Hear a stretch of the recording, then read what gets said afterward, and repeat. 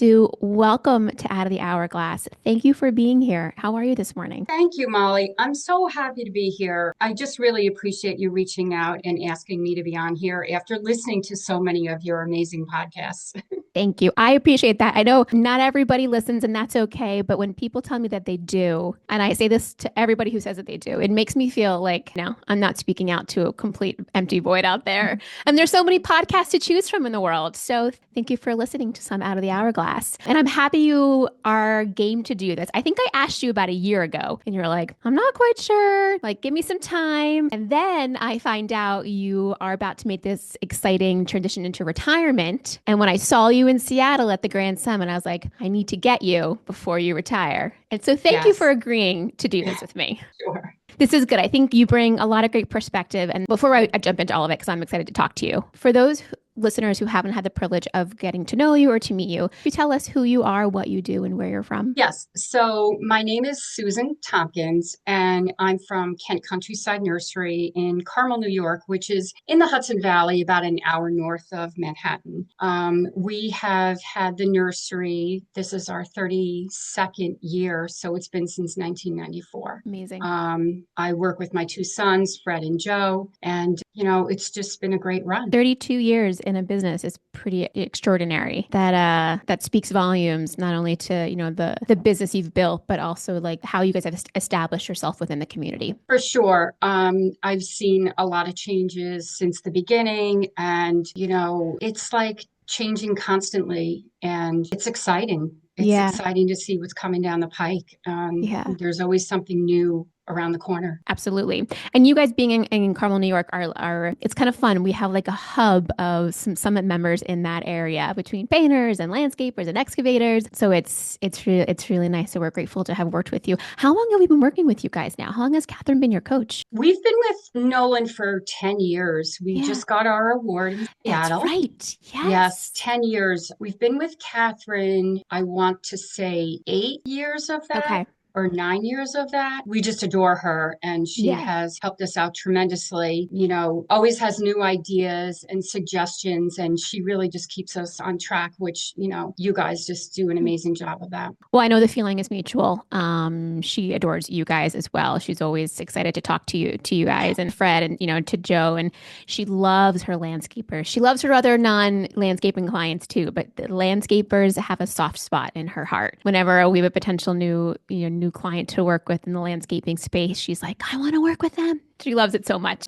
All right, let's set some context here. So part of this conversation is, the transition for you into this kind of next chapter and how you worked through some succession planning because this business is going to your sons, but also, things that you've learned along the way. You've been through some challenges personally and professionally with this business. Now you're on the other side of it. And I always think that there's such good takeaways that folks who are currently in it or who are starting businesses can learn. So we're going to tap into some of your wisdom here. Before we get started, let's set the context for Kent Countryside. How did you get involved in this business? And where did that all begin? So this is sort of how it started. My husband Fred worked for a utility company in New York, and they went on strike in the 80s. And Okay. so he opened up a small business where he started cutting grass. Soon he had so many customers, he ended up resigning from the utility company. I was working for IBM at the time.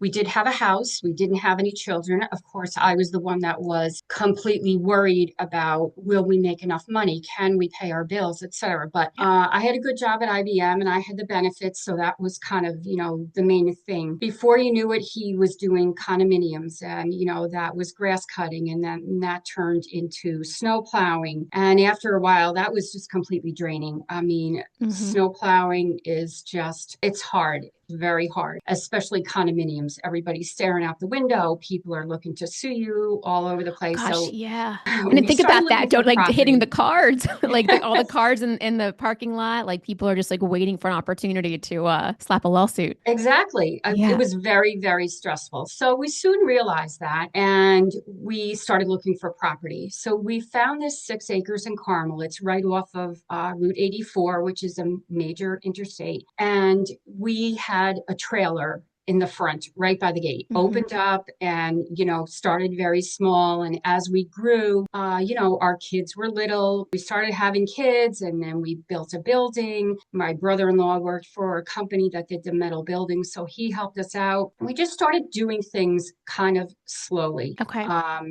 Fast forward, the kids kind of grew up in the store. They were watching TV as I was helping customers. And essentially, Fred and I did almost everything. I mean, Okay. then we got a greenhouse and, just kept moving forward as the kids got. When did you leave IBM to become full time in this? Or were you just helping out on the side? I was helping out on the side. We were doing the billing, like Okay. once a month, we would sit at the dining room table and we would do the billing Hmm. for the lawn care. And then we got into the computers and we Yeah. would do the billing for the different condominiums. He did, I don't know, probably 8 or 10 condominiums in his day. Okay. And then, we just kind of took it from there, kept moving forward. We would hire an employee so Fred could do the estimates, and we would always have somebody in the yard. And then, we got a greenhouse, which my son Fred was really the one that picked out which greenhouse he wanted. And then Big Fred would still do the estimates. And then Yeah. young Fred and I would be in the store and we would do everything. Fred would say, Ma, can you order the greenhouse today? Of course, and he would order the plants. And I mean, it was just, we did everything. Yeah. And so my son Joe, so Fred was now out of college. I left IBM when my daughter, who's the middle child, she was about 18 months old. And it Okay. got to the point where we were making enough money where we could afford our own benefits. So that was really the hinging factor. Okay. So we still had the lawn care company, but we now had the nursery. So the nursery opened in 1994 and Fred was in college. Like I said, he got out of Mhm. college. He picked the greenhouse that he wanted. We had that put up and Fred and young Fred and I were working there. We had a couple employees. We had a yard guy. And then Joe was in college and he graduated and he started working for a large company in Maine. They were also family run. He called me Mhm. up one day and he said, Ma, I really want to come back and I want to work for the nursery, which I knew that conversation was always going to be coming, Yeah. but I would never push him into working with us. And so I said, finish your semester and see what you think. So he did. He came home for Thanksgiving and he told Big Fred, I want to leave this company and I want to come and work for you. And of course, Big Fred was thrilled. I mean, Yeah. here's his two boys wanting to work with him and I would still be there. I was doing a lot of the financial stuff, paying the bills, working on payroll, etc. And then things really took a turn. Five Hmm. or 6 weeks after Joe had told Fred that he wanted to come and work for us, Big Fred was unfortunately killed in an accident. And to say that it was devastating is an understatement. We were just completely blown away. I guess, if you can look at the bright side, we always closed after we sold Christmas trees. And so Hmm. we were closed in January and February.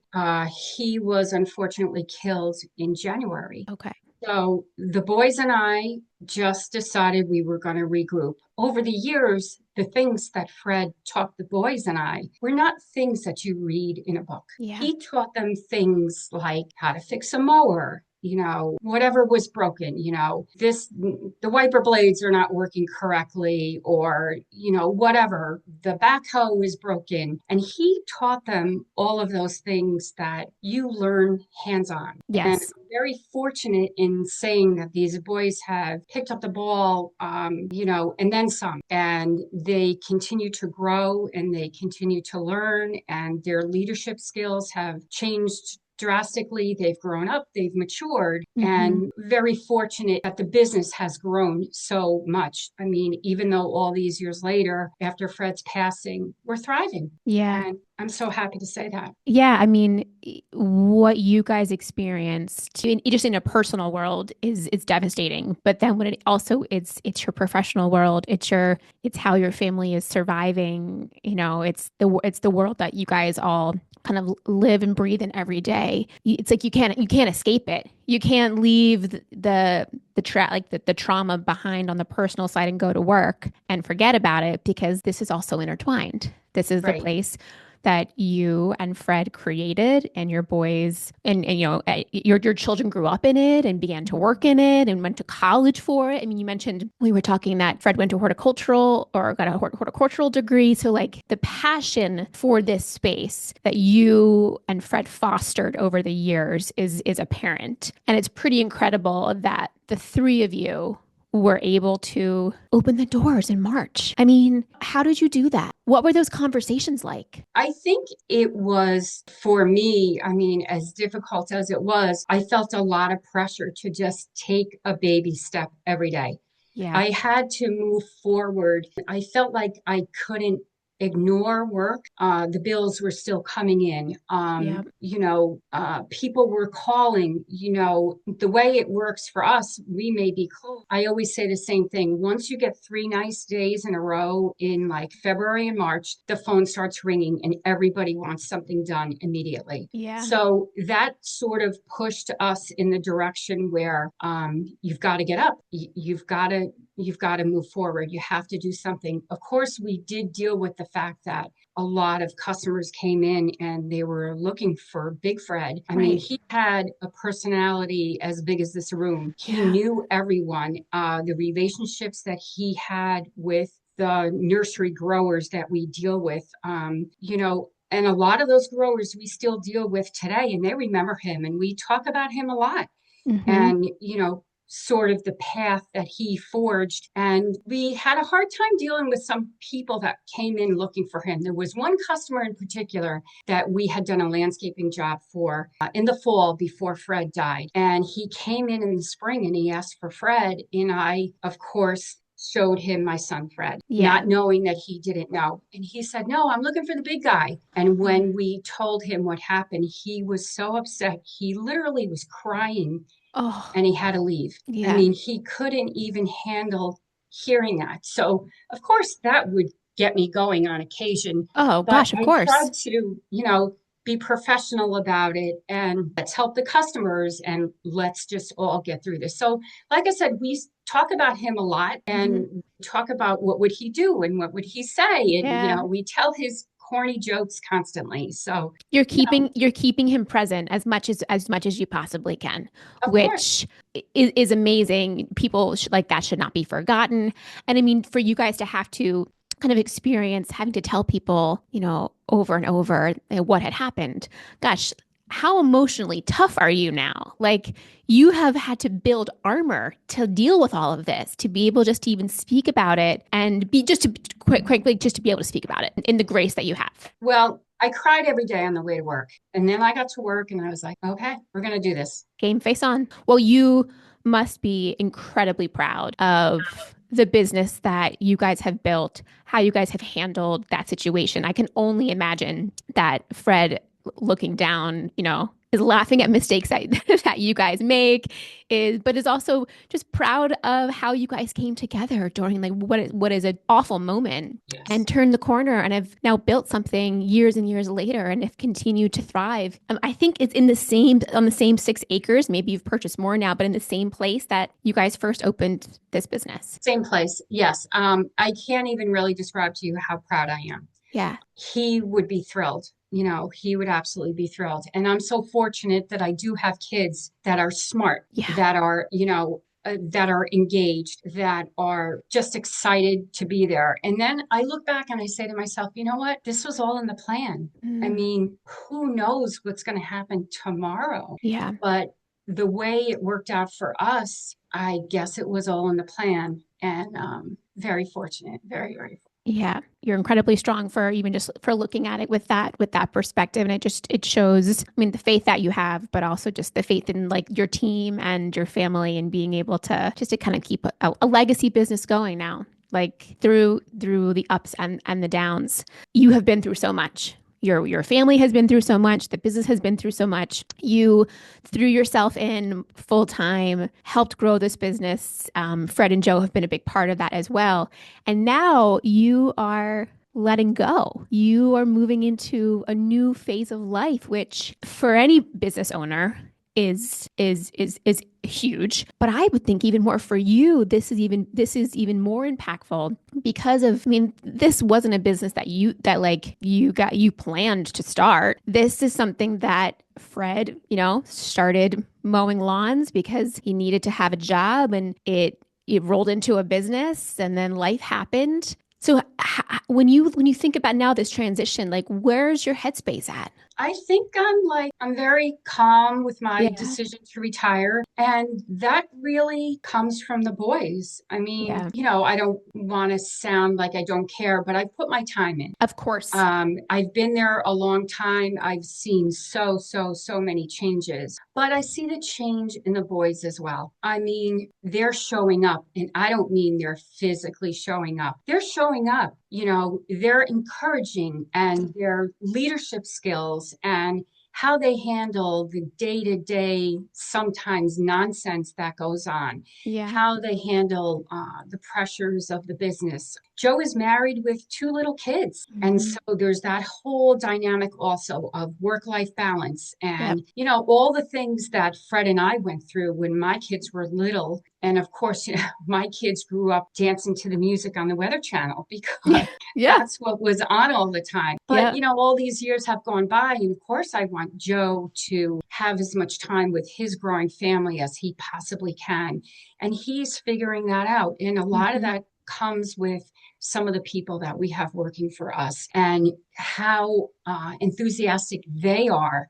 I mean, of course, I don't know that you can ever find the person that is that excited about your business as you are as an owner. But we're coming really pretty close. We've got some really great people working for us, and people that are happy to be there. And that's Yeah.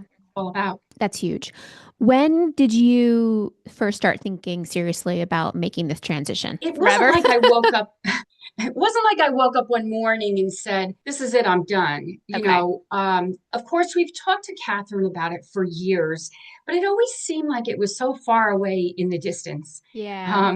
You realize how quickly time goes. And I think, as the business has changed and I saw how much time and effort that the boys were putting into it, when Fred first passed away, that was in 2014. The business was all in his name. And so when we redid that, I think my attorney, I didn't even know, top from bottom, left from right at the Yeah. time. Yep. And so when he kind of did the ownership of the business, it was Fred and I. But as time went on, Joe was kind of like, hey, I want a piece of this, which he deserved. Yeah.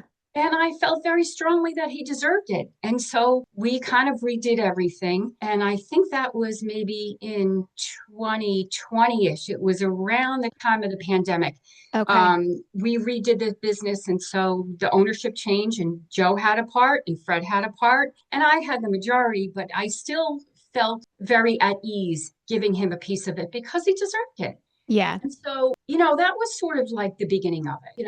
I felt very comfortable, and we just started talking about, well, how long are you really going to work, Mom? And Hmm. I was like, well, so Fred died, like I said, in 2014.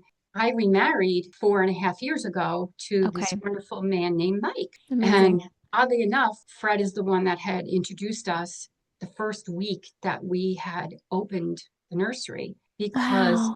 Mike worked for our local town highway department. And he was one of the bosses over there. And so when we very first opened and Fred was doing estimates trying to drum up business, he would say to me, if something happens, just call Mikey. And I was Mhm. like, who is Mikey? So years later, Mike and I started talking, and, I never thought I would get remarried again. And Yeah. I got remarried 5 years ago and super happy. That's So, amazing. that all kind Congratulations, just on that moment. of, Congratulations, because you deserve that happiness. And thank you. something tells me that, Fred saying something happens, call Mikey. Like, you had Fred's blessing with Mike from the very beginning. He knew Yes. what kind of character of a man he was. Yes. That's just an amazing, like, full circle moment. Isn't it though? And Yeah. so Mike now is, a little bit older than me, but he's retired. Hmm. And so, I want to spend time with him as well. I Yeah. mean, we have our health and, I'd like to do some traveling and just slow it down a little bit, Much deserved. Like this is the time that you, gosh, I always say, I sometimes I feel like we wait too long to finally slow down because, then you don't have your health to be able to do those things or life happens. So I'm so glad that you recognized, you know what, the business is in a place where Fred and Joe, they have assumed those roles and they're committed and they're showing up and you've done your part. And now you can move on to some enjoyment that is overdue, quite frankly. Yes. Yeah. Yes. So that's what we're doing. So, for the past few years, I've been coming down here. We're outside of Myrtle Beach. Okay. And so I've always come down here January and February. And, the big joke is that on March 1st, I was always on 95 North and Yeah. I would go back to work on March 2nd. But this year, I don't have to do that.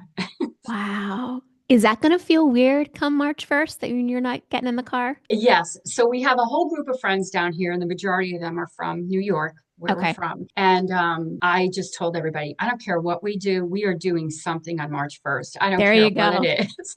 There you go. Give me a distraction. Let's celebrate. Let's do something. Yes. Have there been any things that you've been hesitant to hand over the reins with? I mean, again, this is a big transition in a lot of ways. But obviously, with Fred and Joe, the business is in good hands. You've seen them, develop over time. But is there anything that like you're still either holding on to or you've been hesitant to let go just out of kind of natural instincts?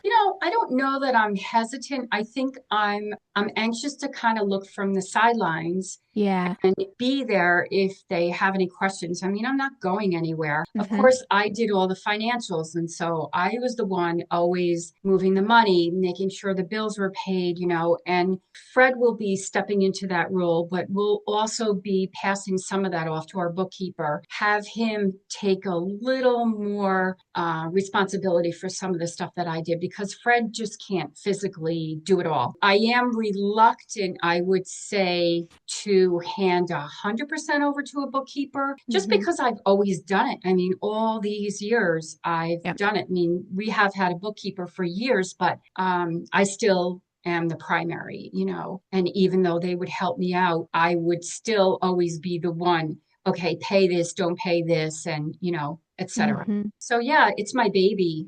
Yeah.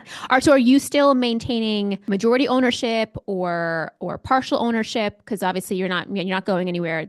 You're stepping out of your role. But are there any discussions around what ownership looks like? Yes, so this is how ownership is going to be looking. The boys will own Kent Countryside Nursery 50/50, Okay. which I'm so excited about. And so the property is owned by the lawn care company that we had started back in 1985. And so that company owns the mortgage on the property. So I Okay. am going to be 100% owner of that business. So I will own the property. Okay. The boys will pay me rent to pay the mortgage, and then they'll own the business. Got it. Yeah. Fantastic. How do they feel? Are they, they're moving into this new ownership or more ownership role?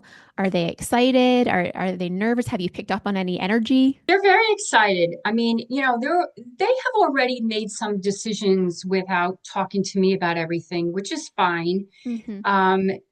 It's kind of like you do a little bit at a time.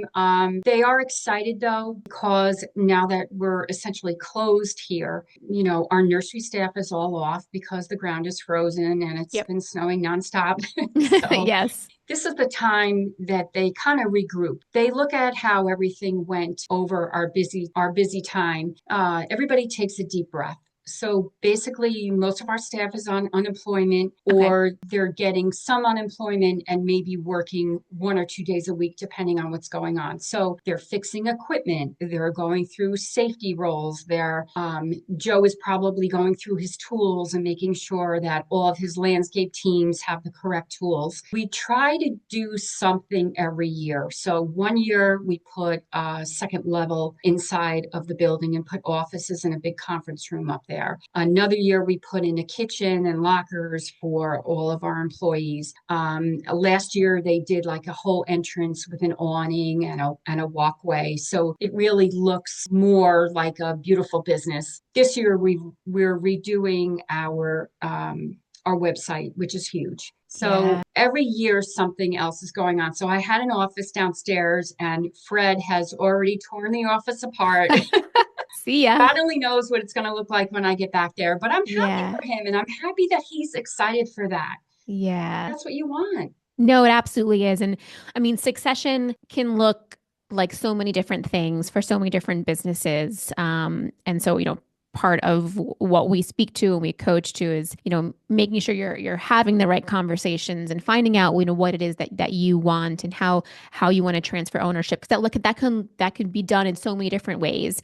So it's nice that, I mean, it sounds like you kind of had an indication of maybe what this would look like years before it even happened. You kind of assumed that the boys would want this, and then you started having further talks about it. I mean, Joe saying, I'd like to have ownership in this in 2020. I mean, there it was. He was, you saw that the kind of the passion in the both of them. So it's a really beautiful kind of transition story where for a family business that it just kind of naturally has been passed along to Fred and Joe, who grew up in the business, and they're both really happy in it.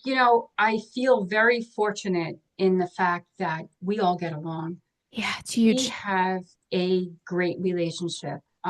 You hear a lot of stories about businesses or family businesses. I'll talk about family businesses where, the dad doesn't get along with the second child, or the brothers are arguing and one wants to do this and one wants to step back. We don't Hmm. have any of that, and knock on wood, we just have this great relationship. And I enjoy the fact that I see these two boys. I mean, I wouldn't say I see them every day, but I see them most days. Yeah. And I love that. It's so nice. And yeah, to exactly your point, family business, when it's great, it's truly wonderful. And when it's bad, it's really hard. So to be on the other side of that and to just have those strong relationships, and for Fred and Joe, they kind of just have different roles too. So it's not like they're competing for the same thing. They kind of, their talents have, I mean, I look at a little bit like Colin and myself here, Colin and I both want to be involved in the business, but both in different ways. And so Yes. we're not trying to overstep one another. So when you kind of find your lane, can really help that Yes. success. Yeah, definitely.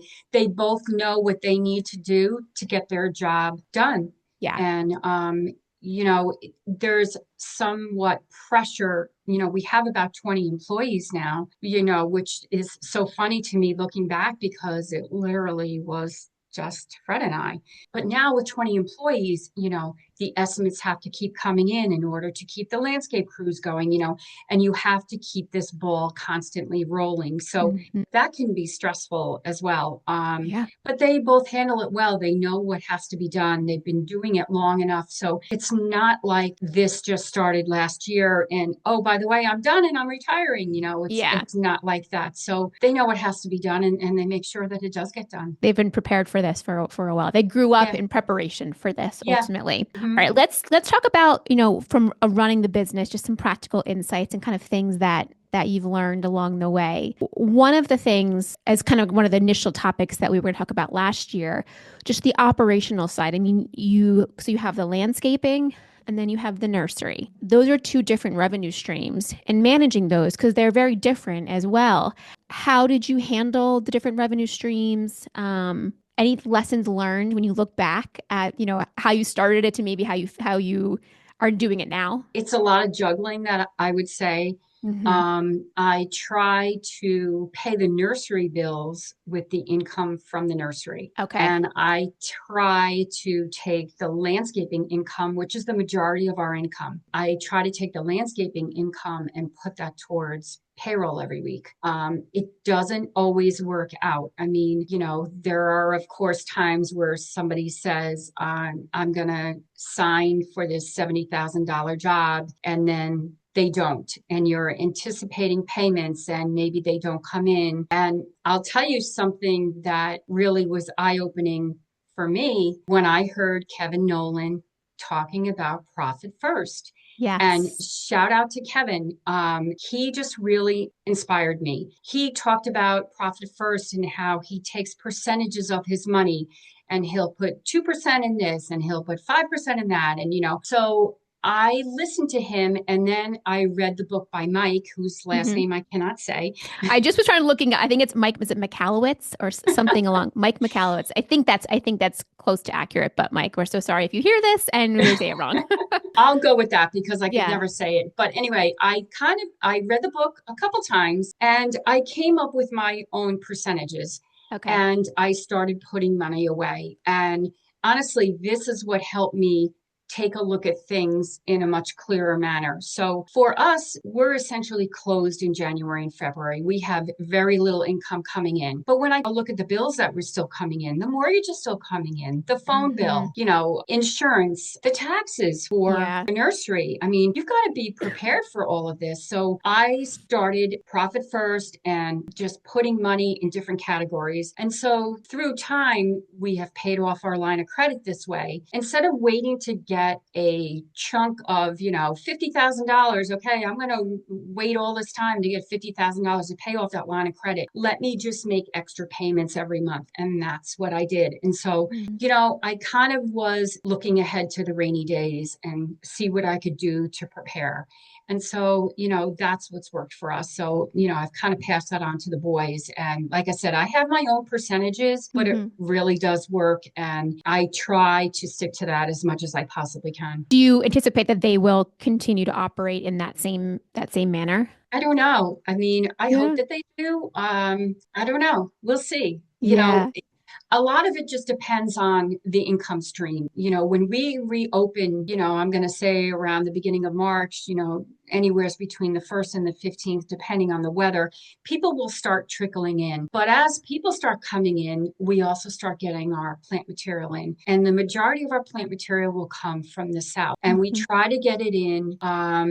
So, for instance, I'll use weeping cherry tree as an example. People, of course, love the flowers on the pink weeping cherries. And if you don't get them to New York where it's colder before the flowers pop down south, then you've missed it. And people Okay. will be coming in, customers will come in. Well, what do you mean your cherry trees are not flowering? You've got to get them in February and March. So you have to have enough money to be able to pay those vendors. I Yeah. mean, a lot of these people, of course, we have credit with them because we've been with them for so many years, but there's always the trucking fee and, there's the miscellaneous, and maybe we're dealing with a new vendor, a new grower that someone told us about, and we have to pay COD. So, there's a lot of juggling. So the reality is that the profit first doesn't really start until we get on our feet. Yeah.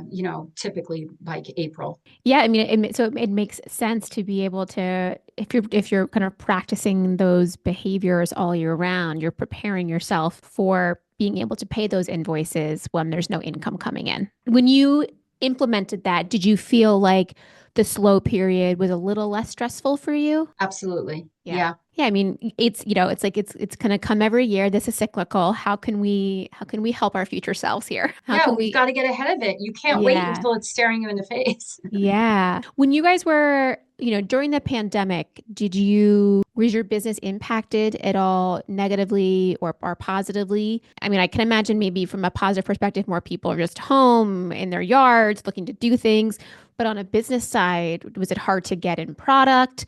Like, was that a new challenge for you all? It was crazy. So, like I said, our business is right off of an interstate. One exit from us is Home Depot. Okay.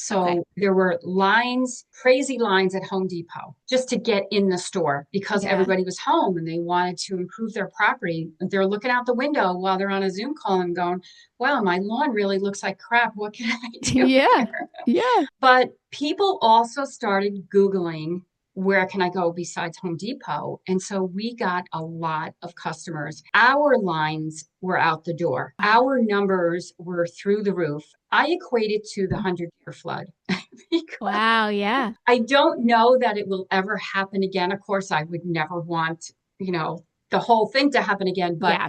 that was a revenue stream that we have not seen since. I would like to. A Hmm. lot of people discovered us, but did a lot of people stay with us? I would say no. But they did tell their friends, and we did get a lot more business then. Yes, it impacted us in a really wonderful Hmm. way. Was it tricky in the years following as like the revenue kind of right set it itself? You're like, oh, I guess we can't expect that new that growth of revenue every year. So it's an Yes. expectation thing. Yes. So you have to really figure out how you're going to get those people back in. So of Yeah. course, we've been growing our email list and we have a rewards program where people come in and they can get money towards a future purchase. We hired a new guy to do our social media, and like I said, we're redoing our website this spring. Hmm. So you kind of have to think outside the box. AI has been huge now. Everyone is talking about AI. I mean, that was like the one big thing I took out of the Grand Summit. Yeah. Everyone is talking about AI. So we're trying to jump on board with that and help get more people through that revenue, just looking at different things and trying to get more people in. Yeah, Yeah, you're kind of a small local community business that's been around for a long time, and it's now it's how do you kind of continue to reinvent yourself to stay relevant, right? To be exactly. competing with the constant competition from the big box stores down the street.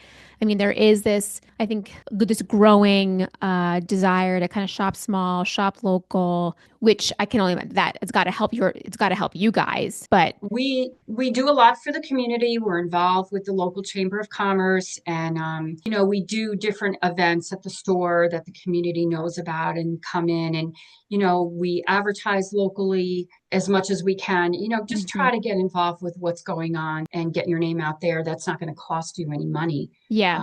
Yeah. The strategic marketing kind of dollars and where you spend it. It's tough in a small business environment. It is you're trying to be at like a lean machine with how you spend your marketing. You know Hmm. you need it, but at the same time, it's like what can you do like grassroots in a community that has grown to love you guys. Exactly. After all these years in the business, is there something that you wish or a lesson that you wish you had learned earlier that would have made life a little bit easier? I don't know. I would say just be open to change and be open to trying Hmm. new things, which I kind of learned when both boys came on board.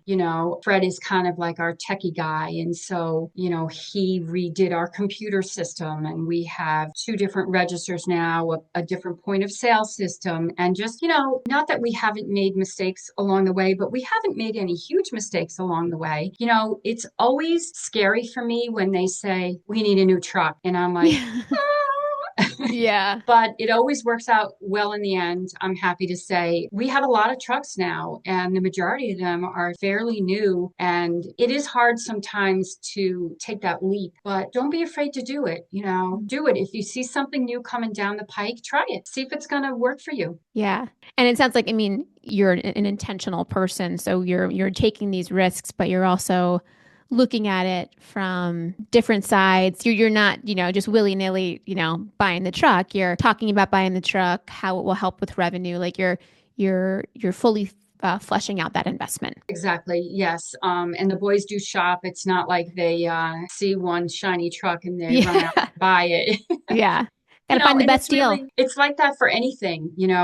You've got to kind of shop around and, spend your money wisely. Yeah. Yeah. For anybody listening here who's thinking about succession planning or they're on transition, whether it's a family business or not, and whether that's, a couple years away or 10 years down the road, what would your biggest piece of advice be to that business owner listening?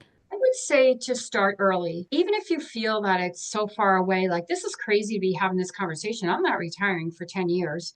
Start thinking in your head about what you want it to look like for you, and then have that conversation with your family and Yeah. say, hey, this is kind of how I think it's going to look for me. What are you thinking? What's your input here?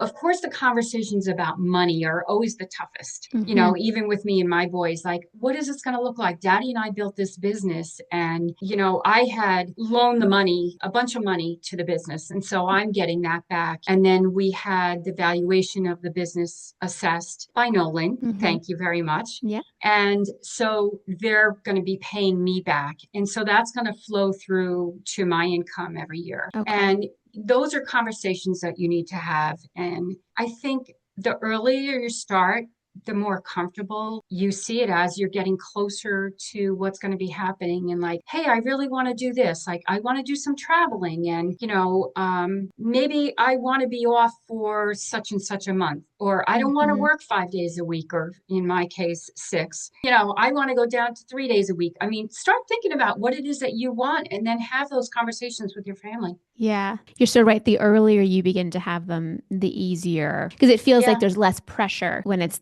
that early on. You're just having conversations about it. You haven't made any decisions. You're just right. talking about what it could look like, what the potential timeline is. And it gives everybody the space who's going to be impacted in some way to process it, yourself included. Yes, and the other thing that I would say is, when you're looking at your future income, you should go to the Social Security office. Go to your local office. You should see what your income is going to be when you retire. If I want to retire at this age, what will my income be? If I want to retire at this age, get them to give you some insight on what the Hmm. numbers are going to look like. And the sooner that you do that, then you're more comfortable having the conversations like, hey, I'm going to be earning this when I retire. And is this really enough to live on? Yeah. And what can I do to change that, even though I'm not retiring for 5 years? Is there something that I should be doing to my income that would affect me when I do retire? Yeah. And the sooner you do it, the better. Yeah. Yeah. The more education and context you can give yourself to be making those decisions is always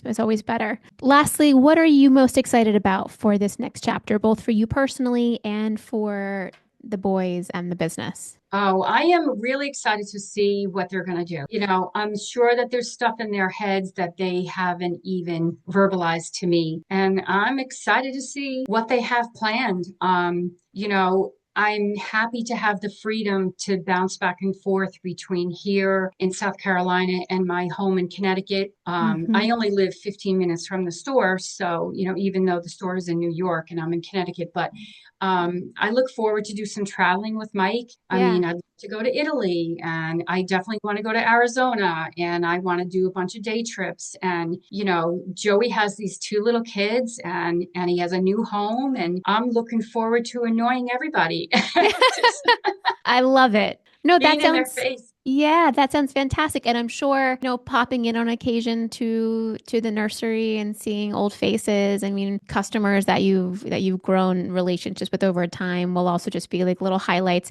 You can go and you can make connection and then you can leave and go on to see your grandkids or, on to Exactly. planning your travel. It's And I have a fantastic. bunch of friends that I have, yeah, I have quick conversations with them, but, some of my friends are starting to retire. And so, yeah, we can do things with them as well. I can Yeah. meet somebody for lunch or whatever, take a couple day vacation wherever and just kind of catch up. I'm very fortunate to have my health, and Mhm. let's run around and do some stuff that's fun. I love it. Yes, absolutely. Sounds like, well, as Brian calls it, the second mountain, that you were going to take great advantage of your second mountain time, which is I am. fantastic. So thank you so much for bringing us into your world, kind of sharing the story of Kent Countryside, for getting vulnerable. I can only imagine that story. Time helps, but it doesn't make it any easier when you kind of reflect back on the moment. So thank you for sharing that with us. And just I'm so happy for you and for the boys, just in terms of kind of how this business